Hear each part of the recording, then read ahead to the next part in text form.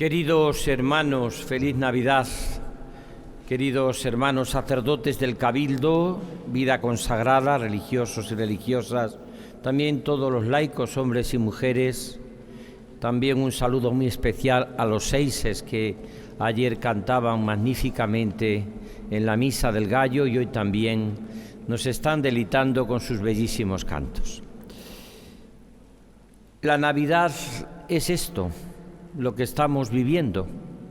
Es un misterio de pobreza, pero también de gozo, de alegría y de esperanza. Este es el misterio de la Navidad. El prólogo de San Juan lo ha explicado. Durante todas las homilías que tendré, si Dios quiere, durante estos días, voy a ir recogiendo como los grandes protagonistas de la Navidad. Sin lugar a dudas, como aparece en el prólogo de San Juan hoy, el gran protagonista es Jesús. El Verbo se hizo carne y puso su tienda entre nosotros. También es protagonista la Virgen, que lleva en su seno la esperanza deseada, como hemos visto en todo el Adviento. También San José, que este año va a tener un protagonismo especial, por ser este año 150 aniversario de la promulgación como patrono de la Iglesia Universal.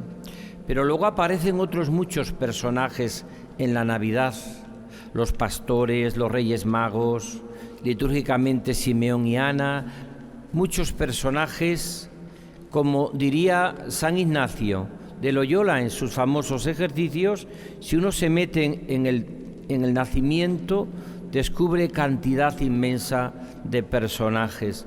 Quizás cada uno también de nosotros pertenecemos a este Belén, a este nacimiento, a esta realidad que es verdaderamente la humanidad, donde Jesús ha puesto su tienda entre nosotros.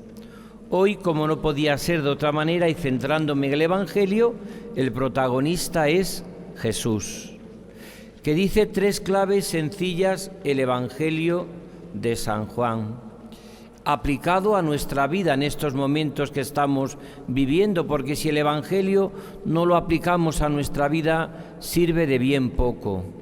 Si el Evangelio es algo que yo leo, pero que no tiene ninguna incidencia en mi propia vida, verdaderamente podemos decir que de poco sirve. Por eso el Evangelio hay que aplicarlo a la vida. ¿Qué tres claves dice hoy el Evangelio de San Juan? Primero, que el Verbo se hizo carne y acampó entre nosotros.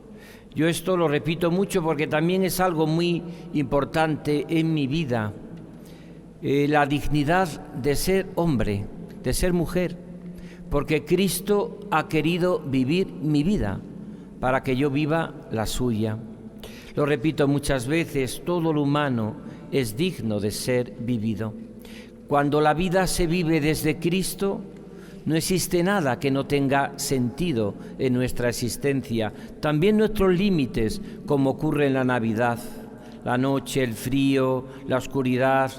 Aparentemente José, que era de la estirpe de David, cuando llega a Belén no es conocido, es un misterio. Tiene que nacer el niño, como diría el Papa Francisco, en las periferias, en la intemperie, donde no va nadie, en los que están descartados continuamente. Ahí nace Jesús. Por eso esta es la primera clave. Dios ha querido vivir mi vida para que yo viva la suya, como decía al principio de la misa. Es ese admirable intercambio. Por lo tanto, fijaros qué dignidad tiene el ser humano, que Dios no ha querido renunciar y se ha encarnado. Y ha vivido nuestra propia vida. Nosotros que a veces nos pasamos la vida protestando, qué asco de vida, a ver cuándo esto se acaba, qué pena, qué mal está todo. Todo ese planteamiento que hacemos nosotros y que no tiene a veces nada de cristiano, porque todo lo humano, desde la encarnación, es digno de ser vivido. La enfermedad, el cansancio, el sufrimiento, momentos depresivos, las dificultades de la vida, todo lo ha querido vivir Jesús, y lo ha querido vivir Jesús en mí. Segundo, vino a los suyos y los suyos no le recibieron. Este es el drama desde aquel momento y desde siempre. Lo ha explicado, vino a los de su casa. Se ve claramente porque algunos han dicho que el prólogo de San Juan es la elaboración teológica del nacimiento de Jesús, pero escrito por un teólogo, Juan, que es el gran teólogo, como le llama la tradición de la Iglesia. Y ahí en ese sentido, Él viene a nosotros. Vino ayer, viene hoy y vendrá mañana. Y siempre, muchas veces he rechazado. Recuerdo que yo tenía un compañero en Roma cuando estaba estudiando, polaco, y él, un sacerdote, me contaba que en Polonia había una tradición que viene como anillo al dedo en esto que estoy diciendo, y que también dedico especialmente a los niños que están aquí. Dice que es muy típico en Polonia, en la Navidad, pues que se reúna la familia, pero siempre dejan una silla vacía. ¿Y por qué dejan una silla vacía? Porque dicen que hay una tradición que dicen que puede venir Jesús en esa noche. Y como puede venir Jesús en esa noche, hay que tenerle siempre preparado el corazón y una silla verdaderamente para que pueda venir y estar con nosotros. Y los niños tienen que tener 3 claves para vivir esa noche. La primera es que tienen muchas veces que ir a la ventana y con la nariz puesta en el cristal, ir indicando a los que están en la casa si viene o no viene ese mensajero de la noche, ese pobre, ese que viene disfrazado en nuestras oscuridades.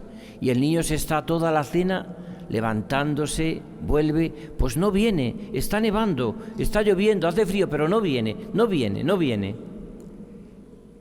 Y la segunda y más importante es que puede venir.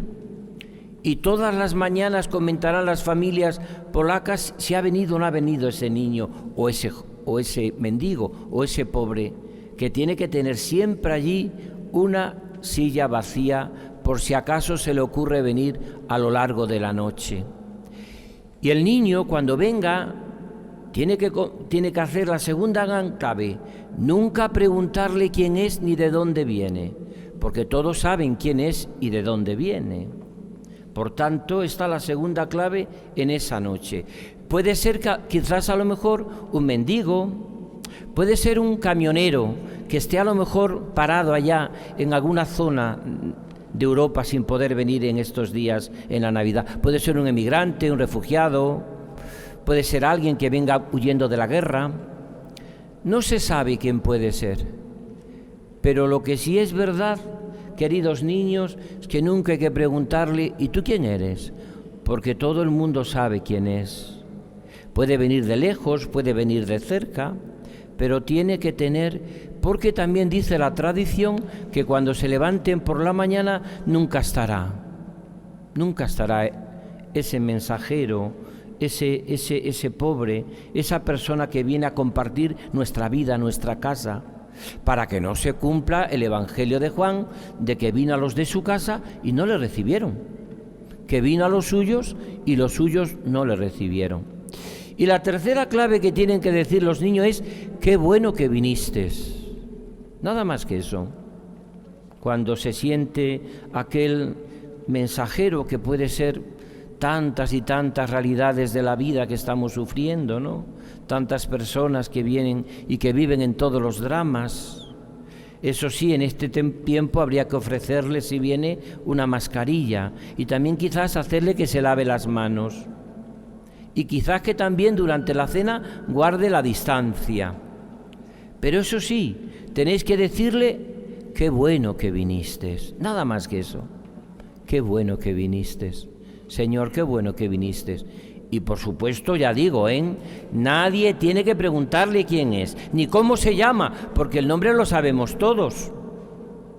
Nadie puede preguntarle cómo se llama, ni quién es, porque todos sabemos cómo se llama y quién es el que viene en la noche. para que se cumpla el Evangelio de hoy, primer protagonista de todos estos que voy hablando en las homilías durante todas estas misas de Navidad.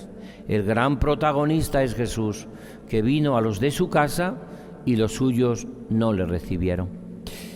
Y por último termino, la tercera clave, que es preciosa para nuestra vida, es lo que va a decir al final, que todo lo hemos recibido de Cristo, gracia tras gracia. ¿Qué sería de nuestra vida sin Jesús? ¿Qué sería de la humanidad sin la Navidad? Habría que inventarla, porque las cosas que inventa el mundo son tan decepcionantes y tan de siempre. Fíjate las últimas leyes que nos han inventado de muerte, de eutanasias, de quitar la libertad a los padres para elegir hasta la enseñanza de sus hijos. ¿Qué novedad tiene eso, que es más antigua que la misma vida? Por eso es tan importante en nuestra propia vida esto, vivir esta realidad tan hermosa y tan gozosa en nuestra propia vida. Necesitamos la Navidad, porque el Verbo se ha hecho carne y ha habitado entre nosotros y hemos contemplado su gloria, gloria de Dios en nosotros. Si la ley se nos dio por Moisés, pero la gracia nos viene por Jesús. Ahora entendemos un poco lo que es la vida cristiana en este texto tan pequeño y tan sencillo. La vida cristiana no es solo ley, no puede ser solo la ley. La ley me refiero porque es ley, pero esa ley tenemos que tener fuerza para cumplirla, y eso es lo fundamental que nos ha dado Jesucristo, para cumplir la ley de Dios que se nos dio por Moisés. Es muy necesaria la gracia que nos ha traído Jesucristo naciendo en Belén, y el Verbo se hizo carne y acampó entre nosotros, y hemos contemplado su gloria.